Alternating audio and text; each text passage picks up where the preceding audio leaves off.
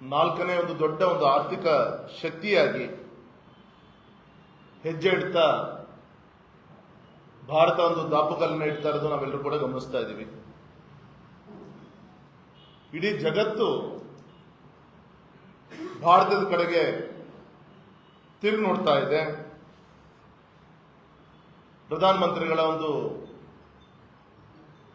ದೂರದರ್ಶಿತ್ವದ ಮೂಲಕ ಹಲವಾರು ಕ್ಷೇತ್ರಗಳಲ್ಲಿ ಒಂದು ಅಪೂರ್ವವಾದಂಥ ಸಾಧನೆಯನ್ನ ಮಾಡಿ ಭಾರತವನ್ನ ವಿಶ್ವಗುರು ಆಗಬೇಕು ಅಂತೇಳಿ ಸಂಕಲ್ಪವನ್ನ ತೊಟ್ಟು ಆ ದಿಕ್ಕಲ್ಲಿ ಭಾರತವನ್ನ ತೆಗೆದುಕೊಂಡು ಹೋಗ್ತಾ ಇದ್ದಾರೆ. ಪ್ರಧಾನಮಂತ್ರಿಗಳು ಮೊನ್ನೆ ಅವ್ರು ಮಾತಾಡ್ಬೇಕಾದ್ರೆ ಹೇಳ್ತಾ ಇದ್ರು, ನಮ್ಮ ಸಾಮೂಹಿಕ ಯಶಸ್ಸಿನ ಬಗ್ಗೆ ಹೆಮ್ಮೆ ಪಡ್ತೇನೆ. ಮತ್ತೆ ವಿಕಸಿತ ಭಾರತವನ್ನು ನಿರ್ಮಾಣ ಮಾಡಲಿಕ್ಕೆ ನಾವು ಕೊಟ್ಟಂತ ಭರವಸೆ ಇರ್ಬೋದು, ವಿಶ್ವಾಸ ಇರ್ಬೋದು, ಹೊಸ ಸಂಕಲ್ಪದ ಜೊತೆಗೆ ನಾವು ಬರುವಂತ ದಿನವನ್ನ ನೋಡ್ತಾ ಇದ್ದೀವಿ. ಅದು ಇದರ್ಥ ಮೋದಿಜಿಯವರ ಒಂದು ಮಾತು ವಿಕಾಸ ತನ್ನ ಮಂತ್ರವನ್ನಾಗಿಟ್ಟುಕೊಂಡು ಸಬ್ಕಾ ಸಾಥ್ ಸಬ್ಕಾ ವಿಶ್ವಾಸ್ ಸಬ್ಕಾ ವಿಕಾಸ್ ಸಬ್ಕಾ ಪ್ರಯಾಸ್ ತನ್ನ ಮುಖ್ಯ ಧ್ಯೇಯವನ್ನು ಇಟ್ಟುಕೊಂಡು ಸಮಗ್ರ ಅಭಿವೃದ್ಧಿ ಮತ್ತು ಅಖಂಡತೆಯನ್ನ ಸದೃಢತೆಯನ್ನ ಇಟ್ಟುಕೊಂಡು ಸಾಧನೆಯ ಒಂದು ಪರ್ವ ಸಾಕ್ಷಿಯಾಗಿದೆ ಅಂತೇಳಿ ಅತ್ಯಂತ ಹೆಮ್ಮೆಯಿಂದ ನಾವು ಹೇಳಲಿಕ್ಕೆ ಇಚ್ಛೆ ಪಡ್ತೇವೆ. ದೇಶದ ದಶಕೋಟಿಗಿಂತ ಶತಕೋಟಿಯ ಒಂದು ಭರವಸೆಗಳನ್ನು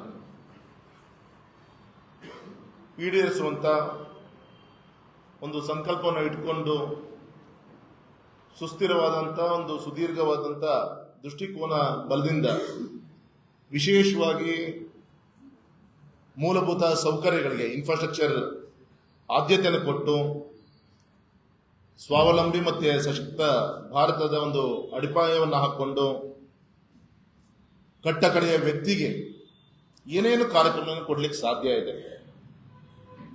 ಅದು ಡಿಜಿಟಲ್ ಇಂಡಿಯಾ ಇರ್ಬೋದು, ಜನ್ಧನ್ ಯೋಜನೆ ಇರ್ಬೋದು, ಆಯುಷ್ಮಾನ್ ಭಾರತ್ ಇರ್ಬೋದು, ರಕ್ಷಣಾ ಕ್ಷೇತ್ರದಲ್ಲಿ ಸ್ವಾವಲಂಬನೆ ಇರ್ಬೋದು, ಕಿಸಾನ್ ಸನ್ಮಾನ್ ಯೋಜನೆ ಮುಖಾಂತರ ರೈತರಿಗೆ ಧೈರ್ಯ ತುಂಬುವಂತ ಕಾರ್ಯಕ್ರಮ ಇರ್ಬೋದು, ಅಲ್ಪಸಂಖ್ಯಾತ ಮುಸ್ಲಿಂ ಮಹಿಳೆಯರಿಗೆ ತ್ರಿವಳಿ ತಲಾಖ್ ರದ್ದತಿ ಮಾಡುವಂತ ವಿಚಾರ ಇರ್ಬೋದು, ವಕ್ಫ್ ಕಾಯ್ದೆ ತಿದ್ದುಪಡಿ ಇರ್ಬೋದು, 370ನೇ ವಿಧಿಯ ಒಂದು ರದ್ದತಿ ಇರ್ಬೋದು, ಪರಿಶಿಷ್ಟ ಜಾತಿ ವರ್ಗ ಮತ್ತು ಮಹಿಳಾ ಕಲ್ಯಾಣ ಕಾರ್ಯಕ್ರಮಗಳನ್ನು ಇರ್ಬೋದು, ರಾಷ್ಟ್ರೀಯ ಹೆದ್ದಾರಿಗಳ ಅಭಿವೃದ್ಧಿ ಇರ್ಬೋದು, ವೈದ್ಯಕೀಯ ಕ್ಷೇತ್ರಕ್ಕೆ ಹೆಚ್ಚಿನ ಬಲವನ್ನ ತುಂಬುವಂತಹ ಯೋಜನೆಗಳಿರ್ಬೋದು, ಮನೆ ಇಲ್ಲದಂತವರಿಗೆ ಆವಾಸ್ ಯೋಜನೆ ಮುಖಾಂತರ ನೆರಳನ್ನ ಕೊಡುವಂತ ಕೆಲಸ ಇರ್ಬೋದು, ರೈಲ್ವೆ ಮತ್ತು ವಿಮಾನ ನಿಲ್ದಾಣಗಳ ಅಭಿವೃದ್ಧಿ ಇರ್ಬೋದು, ಉಜ್ವಲ್ ಯೋಜನೆ ಇರ್ಬೋದು,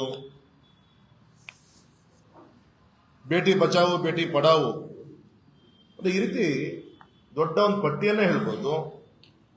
ಅವರ ಮೋದಿಜಿ ಅವರ ಒಂದು ಸಮರ್ಥ ನಾಯಕತ್ವದ ಒಂದು ಮೈಲಿಗಳನ್ನ ಸಾಧನೆಗಳೇನಿದೆ ಅದನ್ನ ಜನರ ಮಧ್ಯೆ ತೆಗೆದುಕೊಂಡು ಹೋಗ್ಲಿಕ್ಕೆ ಸರ್ಕಾರ ಮತ್ತು ನಮ್ಮ ಕಾರ್ಯಕರ್ತರು ಈಗಾಗಲೇ ಸಂಕಲ್ಪ ಮಾಡಿದ್ದಾರೆ.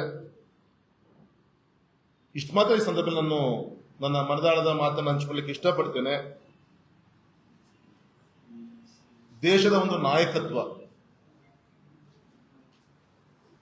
ಹಿಂದಿನ ದಿನಗಿಂತಲೂ ಕೂಡ ಇನ್ನು ಹೆಚ್ಚು ಬಲಿಷ್ಠವಾಗಿ ಹೋಗ್ತಾ ಇದೆ. ವಿರೋಧ ಪಕ್ಷಗಳು ಸಹಜವಾಗಿ ಟೀಕೆ ಮಾಡ್ಬೋದು, ಸಿಟ್ಟನ್ನ ತೋರ್ಬೋದು, ಆದರೆ ಯಾವತ್ತೂ ಕೂಡ ಮೋದಿಜಿಯವರ ನಾಯಕತ್ವ ದುರ್ಬಲ ಆಗಿದೆ ಅಂತ ಹೇಳಿ ಈ ದೇಶದ ಜನರಿಗಿರ್ಬೋದು, ಇವನ್ ವಿರೋಧ ಪಕ್ಷಗಳಿಗೂ ಇರ್ಬೋದು, ಆ ಅನಿಸಿಕೆ ಬರಲಿಕ್ಕೆ ಸಾಧ್ಯ ಇಲ್ಲ. ಆ ರೀತಿಯಂತ ಒಂದು ಸ್ವಾತಂತ್ರ್ಯ ನಂತರ ಭಾರತದ ಒಬ್ಬ ಅತ್ಯಂತ ಶಕ್ತಿಯುತ ಪ್ರಧಾನಿ ಸನ್ಮಾನಿಸಿದ ನರೇಂದ್ರ ಮೋದಿಜಿ ಅಂತ ಹೇಳಕ್ಕೆ ಇಡೀ ದೇಶ ಇದನ್ನ ಒಪ್ಪಿದೆ. ಇವತ್ತು ನಾನಾ ಕಾರಣಗಳಿದೆ. ಸ್ವಚ್ಛತೆ ಬಗ್ಗೆ ಸಾಕಷ್ಟು ಕೆಂಪುಕೋಟೆ ಮೇಲೆ ಸಾಕಷ್ಟು ಮುಖಂಡಗಳ ಭಾಷಣಗಳಾಗಿತ್ತು, ಪ್ರಯತ್ನಗಳಾಗಿತ್ತು. ಆದರೆ ಗೌರವಂತ ನರೇಂದ್ರ ಮೋದಿಜಿಯವರು ಅದನ್ನ ಮುಟ್ಟಿಸುವಂತ ದಿಕ್ಕಿನಲ್ಲಿ ಸುಮಾರು 10 ಕೋಟಿಗಿಂತ ಹೆಚ್ಚಿನ ಶೌಚಾಲಯಗಳನ್ನ ಕೊಟ್ಟು ನಿರ್ಮಾಣ ಮಾಡುವಂತ ಮುಖಾಂತರ ಬಡವರಿಗೆ ಗೌರವದ ಒಂದು ಬದುಕನ್ನ ಕೊಟ್ಟಂತ ನರೇಂದ್ರ ಮೋದಿಜಿಯವರು ಇರ್ಬೋದು. ಕಪ್ಪು ಹಣದ ನಿರ್ಮೂಲನೆ ಆಗ್ಬೇಕು ಅಂತ ಹೇಳಿ ಅದಕ್ಕೂ ಕೂಡ ತಾಕತ್ ಬೇಕಾಗತ್ತೆ. ಸವಾಲುಗಳು ಏನೇ ಬಂದರೂ ಕೂಡ ಅದನ್ನು ಎದುರಿಸಿ ರದ್ದತಿಯ ಒಂದು ಕ್ರಮವನ್ನು ಕೂಡ ಈ ದೇಶ ಗಮನಿಸಿದೆ. ಏಕರೂಪದ ತೆರಿಗೆಯನ್ನ ಇನ್ನು ಜಾರಿಗೆ ತಂದ್ರು. ಒಂದು ಅವರೇಜ್ 2018ರಲ್ಲಿ ಪರ್ ಮಂತ್ ಸುಮಾರು ಒಂದು 60,000 ಕೋಟಿ ತೆರಿಗೆ ಕಲೆಕ್ಷನ್ ಆಗ್ತಾ ಇತ್ತು. ಇವತ್ತು ಲಾಸ್ಟ್ ಏಪ್ರಿಲ್ ಅಲ್ಲಿ 2.25 ಲಕ್ಷ ಕೋಟಿ ಇವತ್ತು ತೆರಿಗೆ ಇವತ್ತು ಜಮಾ ಆಗ್ತಾ ಇದೆ. ಕೋವಿಡ್ ಸಂಕಷ್ಟ ಸಂದರ್ಭದಲ್ಲಿ ಇರ್ಬೋದು, ಅನೇಕ ಸವಾಲಿನ ಸಂದರ್ಭದಲ್ಲೂ ಕೂಡ ಸಮಸ್ಯೆಗಳು ಇದ್ರೂ ಕೂಡ ದೇಶದ ಒಂದು GDP ಗ್ರೋತ್ ಏನಿದೆ ಬಿಟ್ವೀನ್ 6 to 6.5 ವರೆಗೂ ಕೂಡ ಮೇಂಟೈನ್ ಮಾಡಿದ್ದು ಕೂಡ ಒಂದು ದೇಶದ ಒಂದು ಭವಿಷ್ಯದ ಒಂದು ಬೆಳವಣಿಗೆಗೆ ಅತ್ಯಂತ ಒಂದು ಉತ್ತಮವಾದಂತ ಒಂದು ದಿಕ್ಸೂಚಿ ಅಂತ ಹೇಳಲಿಕ್ಕೆ ಇಚ್ಛೆ ಪಡ್ತೇನೆ. ಮತ್ತು ಮೊನ್ನೆ ಕೊಟ್ಟಂತ ಪ್ರಧಾನಮಂತ್ರಿಗಳು ಕೊಟ್ಟಂತ ಬಜೆಟ್ 2025-26ನೇ ಸಾಲಿನಲ್ಲಿ ಏನು ಬಜೆಟ್ ಕೊಟ್ಟರು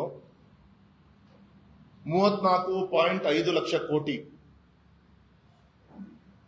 ಅದರಲ್ಲಿ ಸುಮಾರು 11.5 ಲಕ್ಷ ಕೋಟಿಯನ್ನ ಇನ್ಫ್ರಾಸ್ಟ್ರಕ್ಚರ್ಗೆ. ಇದು ಯಾಕೆ ಮುಖ್ಯ ಅನ್ಸುತ್ತೆ, ನಾವು ಭಾಗ್ಯಗಳು ಇನ್ನೊಂದು ಯೋಜನೆಗಳು ಕೊಡೋದು ಕೂಡ ಆದ್ಯತೆ ಕೊಡ್ಲಿ, ಅದು ಬೇರೆ. ಆದರೆ ಈ ರೀತಿಯಂತ ಒಂದು ನಿಶ್ಚಿತವಾದಂತ ಡೆವಲಪ್ಮೆಂಟಿಗೆ ಬೇಗಂತ ಹಣದ ಕೊರತೆ ಆಗದ ರೀತಿಯಲ್ಲಿ ಕಲ್ಯಾಣ ಕಾರ್ಯಕ್ರಮಗಳನ್ನು ಮಾಡಲಿ. ಆದರೆ ಮೋದಿಜಿಯವರ ಸರ್ಕಾರ ಇನ್ಫ್ರಾಸ್ಟ್ರಕ್ಚರ್ಗೆ ಆದ್ಯತೆಯನ್ನು ಕೊಟ್ಟಿದ್ದು ಈ ದಾಖಲೆ ಒಂದು ಮುಖ್ಯ ಅಂತೇಳಿ ನಾನು ಹೇಳಲಿಕ್ಕೆ ಇಚ್ಛೆ ಪಡ್ತೇನೆ. ಜನ್ಧನ್ ಯೋಜನೆ ಮುಖಾಂತರ ಸುಮಾರು 55 ಕೋಟಿ ಜನಸಾಮಾನ್ಯರಿಗೆ, ಅಂದ್ರೆ ಬ್ಯಾಂಕು ಅಂದ್ರೆ ಒಂದು ಕಾಲದಲ್ಲಿ ಶ್ರೀಮಂತರಿಗೆ ಅಂತ ಇತ್ತು, ಜನಸಾಮಾನ್ಯರು ಕೂಡ ಬ್ಯಾಂಕಿನ ವ್ಯವಹಾರಗಳನ್ನ ಮಾಡಬಹುದು ಅಂತ ಹೇಳಿ. ನಿನ್ನ ಉದಾಹರಣೆಗೆ ಗೌರವಿತ ಪ್ರಭಾಕರ್ ಕೋರೆ KLE ಚೇರ್ಮನ್ ನಿನ್ನ ಒಂದು ಸೊಸೈಟಿ ಉದ್ಘಾಟನೆಗೆ ಬಂದಿದ್ರು. ಅವ್ರು ಹೇಳ್ತಾ ಇದ್ರು ಇದು ನಂಬರ್ ಆಫ್ ಸೊಸೈಟೀಸ್ ಕೂಡ ಹೆಚ್ಚಾಗ್ತಿದೆ ಅಂದ್ರೆ ಇದ್ರ ಹಿಂದೆ ಮೂಲ ಕಾರಣ ನಮ್ಮ ಪ್ರಧಾನಮಂತ್ರಿಗಳು ತಂದಂತ ಜನ್ಧನ್ ಯೋಜನೆ ಮುಖಾಂತರ ಜನ ಇವತ್ತು ಬ್ಯಾಂಕಿನ ಒಂದು ಸೊಸೈಟಿ ಮುಖಾಂತರ ಇನ್ನೊಂದು ಮುಖಾಂತರ ನ್ಯಾಷನಲೈಸ್ ಬ್ಯಾಂಕ್ ಜೊತೆ ವ್ಯವಹಾರ ಮಾಡೋದು ಕಲ್ತಿದ್ದಾರೆ ಅಂತ ಹೇಳ್ತಾ ಇದ್ರು. ಈ ರೀತಿ ಆರ್ಥಿಕವಾಗಿ ಸದೃಢಗೊಳಿಸುವಂತ ಮುಖಾಂತರ ಇರ್ಬೋದು, ಸುಮಾರು 10 ಕೋಟಿ ಮನೆಗಳಿಗೆ ಉಜ್ವಲ ಯೋಜನೆ ಮುಖಾಂತರ ಅನಿಲ ಸಂಪರ್ಕ ಕೊಡುವಂತ ಕಾರ್ಯಕ್ರಮಗಳಿರ್ಬೋದು, ಸುಮಾರು 5 ಲಕ್ಷದವರೆಗೂ ಕೂಡ ವೈದ್ಯಕೀಯ ಚಿಕಿತ್ಸಾ ವೆಚ್ಚವನ್ನ ಸರ್ಕಾರನೇ ಭರಿಸೋದಂತ ಇರ್ಬೋದು, ಬ್ಯಾಂಕಿಂಗ್ ಸೆಕ್ಟರ್ ಇರ್ಬೋದು, ಸ್ಪಷ್ಟವಾದಂತಹ ಒಂದು ವಿದೇಶಿ ನೀತಿ ಇರ್ಬೋದು, ಹೆದ್ದಾರಿಗಳ ನಿರ್ಮಾಣ ಇರ್ಬೋದು. ಇದು ಅಭಿವೃದ್ಧಿ ದಿಕ್ಕಿನಲ್ಲಾದ್ರೆ ಇನ್ನೊಂದು ವಿಶೇಷವನ್ನು ನಾವು ಗಮನಿಸಬೇಕಾಗಿರೋದು ಶತ್ರು ರಾಷ್ಟ್ರಗಳ ಜೊತೆಗಿರುವಂತಹ ಸಂಬಂಧಗಳು. ಒಂದ್ ಕಡೆಗೆ ಮೃದು ಧೋರಣೆ, ಆದರೆ ದೇಶಕ್ಕೆ ಅನಿಶ್ಚಿತತೆಯನ್ನ ತರುವಂತ ದೇಶಗಳ ವಿರುದ್ಧ, ಉದಾಹರಣೆಗೆ 10 ವರ್ಷ ಕೆಳಗೆ ನಮ್ಮ ಬಾರ್ಡರ್ಗೆ ಚೈನಾ ಸಂಬಂಧಪಟ್ಟಂತ ಸೈನಿಕರು ನುಗ್ಗುವಂತ ಕೆಲಸವನ್ನ ಮಾಡಿದ್ರು. ಆ ಸಂದರ್ಭದಲ್ಲಿ ಪ್ರಧಾನಮಂತ್ರಿಗಳು ಬಿಗಿ ಮಾಡಿ ನಮ್ಮ ದೇಶದ ನಾಯಕತ್ವ ಸೈನಿಕರು ವಾಪಸ್ ಹೋದ್ಮೇಲೆ ಏನಿದ್ರು ಕೂಡ ಮಾತುಕತೆ ಹೊರತು ಅಲ್ಲಿಯವರು ಕೂಡ ನಿಮ್ ಚೈನಾ ದೇಶದ ಜೊತೆಗೆ ನಮ್ದು ಯಾವುದೇ ಮಾತುಕತೆ ಇಲ್ಲ ಅನ್ನೋ ರೀತಿಯಲ್ಲಿ ಸ್ಪಷ್ಟವಾದಂತಹ ದೃಢವಾದಂತಹ ಒಂದು ನಿರ್ಧಾರ ಇರ್ಬೋದು. ಇದೇ ನಿರ್ಧಾರ ಆ ಉರಿಯಲ್ಲಿ ಬಾಲ್ಕೋಟ್ ಅಲ್ಲಿ ನಡೆದಂತ ಘಟನೆಗಿರ್ಬೋದು, ಆಪರೇಷನ್ ಸಿಂಧೂರ್ ಇರ್ಬೋದು, ಈ ರೀತಿ ನವ ಭಾರತದ ಒಂದು ಯುಗ ಆ ದಿಕ್ಕಲ್ಲಿ ಹೋಗ್ತಿದೆ ಅನ್ಲಿಕ್ಕೆ ಮೋದಿಜಿಯವರ ಒಂದು ದೃಢವಾದಂತಹ ಒಂದು ನಿಲುವು ಆ ದಿಕ್ಕಲ್ಲಿ ನವಭಾರತದ ಒಂದು ಸಂಕೇತವಾಗಿ, ಯುಗದ ಒಂದು ಸಂಕೇತವಾಗಿ ಆ ದಿಕ್ಕಲ್ಲಿ ತೆಗೆದುಕೊಂಡು ಹೋಗ್ತಾ ಇದ್ದಾರೆ. ಇಂಥ ಒಬ್ಬ ಗೌರವಂತ ನಾಯಕರನ್ನ ಪಡೆದಿದ್ದು ನೀವು ಅನಿಸ್ಬೋದು, ದೇಶ ಕಂಡಂತ ಹಿಂದಿಗಿಂತಲೂ ಕೂಡ ಒಬ್ಬ ಬಲಿಷ್ಠ ನಾಯಕ ಅಂತ ನಾನು ಆಗ್ಲೇ ಹೇಳಿದೆ.